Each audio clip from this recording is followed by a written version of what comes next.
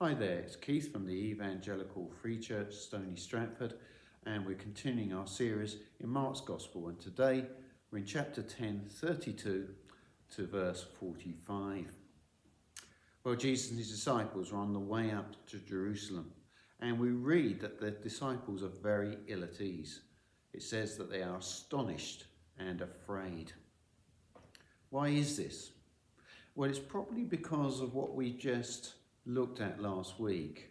Jesus has spoken to that rich young man, and he'd outlined what he needed to do to inherit eternal life. And that was give up everything to follow Jesus. Now, the disciples had seen how hard it was for someone to be saved. But Jesus had given this encouraging answer to that question. With God, all things are possible. Well, into this atmosphere of uncertainty, Jesus speaks about his death. And he makes it very, very clear that it's not going to be an accident. Verse 33, he said, "We are going up to Jerusalem, and the Son of Man will be betrayed to the chief priests and the teachers of the law. They will condemn him to death and hand him over to the Gentiles, who will mock him, spit on him, flog him, kill him, and 3 days later he will rise." Now, Jesus has said this before, but here he gives much more detail. And one of the details he gives is this will not be an accident. Jesus' death is not a tragedy. No, he knows exactly what's going to happen. This is all preordained or planned by God. Well, you might think it's a rather odd time to make this request, but James and John make it. You see, they've understood something of what Jesus has been saying. They've recognised that he is the Messiah, but we get a very definite impression they're still very puzzled over what it means that he will die and rise again. So they are sort of looking for the top jobs in the messianic kingdom. And this is what they ask. "Teacher," they said, "we want you to do for us whatever we ask." "What do you want me to do for you?" he asked. They replied, "Let one of us sit at your right and the other at your left in your glory." Let's look at it. If the kingdom's coming, they want the top jobs. Well, Jesus fires a question back at them. "Do you know what you are asking?" Jesus said. "Can you drink the cup I drink, or be baptized with the baptism I am baptized with?" What is Jesus talking about here?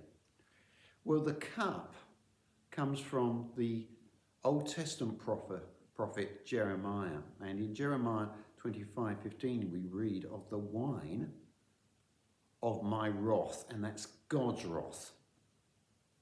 This is something that's going to knock people sideways. It's, it's like drinking rocket fuel. It won't do you any good. This is the severity of what Jesus will face. Do they understand it? No, they don't. They just answer in the positive. Yes, they can do that. Well, Jesus points out there will come a time when they will suffer for him. And we know that actually the disciples, all of them, were put to death at one time, except for John, who lived to a good old age.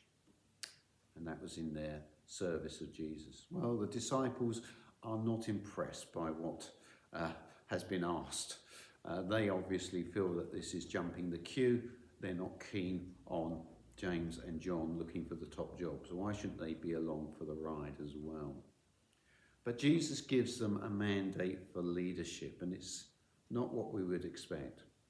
Verse 42, Jesus called them together and said, "You know that those who are regarded as rulers of the Gentiles lord it over them, and their officials exercise authority over them. Not so with you. Instead, whoever wants to be great among you must be your servant, and whoever wants to be first must be slave of all. For even the Son of Man did not come to be served, but to serve, and to give his life as a ransom for many." Jesus measures leadership and authority by his leadership and authority. And what's that going to be like? Well, that is the leadership of service and sacrifice, of servanthood. The phrase "a ransom for many" is paying the price of our wrongdoing.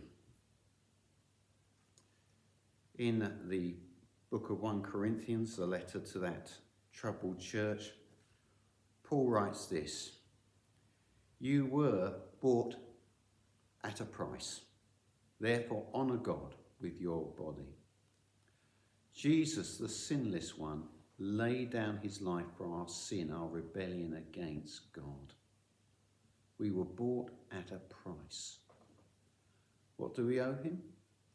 Everything. But what does he promise us? Well, as we saw last week, when he challenged that rich young man, he offers us treasure in heaven. Thanks for listening. As usual, I'm offering the booklet. As a church, we're offering this free booklet, which is Mark's Gospel if you want to follow. And we live in difficult times, so here's another booklet you can take off the rails at the front of the church. Where's God when things go wrong? Thanks again for listening.